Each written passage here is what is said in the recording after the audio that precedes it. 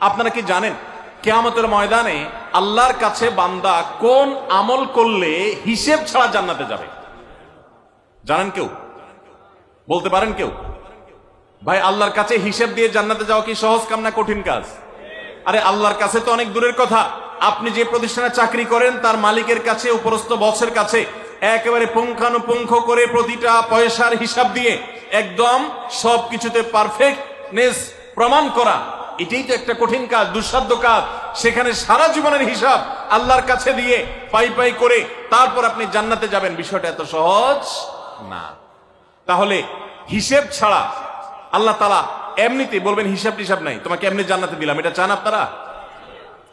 দেখুন কোরআনে কারীম আল্লাহ তাআলা বলছেন ইন্নামা ইউওয়াফাস সাবিরুনা আজরাহুম বিগাইরি হিসাব। আল্লাহ বিনিময় দেওয়ার ক্ষেত্রে, সওয়াব দেওয়ার ক্ষেত্রে দুনিয়াতে যারা সবরকারী হবে, যারা ধৈর্যশীল হবে, যারা সহিষ্ণু হবে, যারা নিজেকে নিয়ন্ত্রণ করতে পারবে, এই সবরকারীদেরকে আল্লাহ তাআলা হিসেব ছাড়া দিবেন, তাদেরকে সওয়াব দিবেন হিসেব ছাড়া।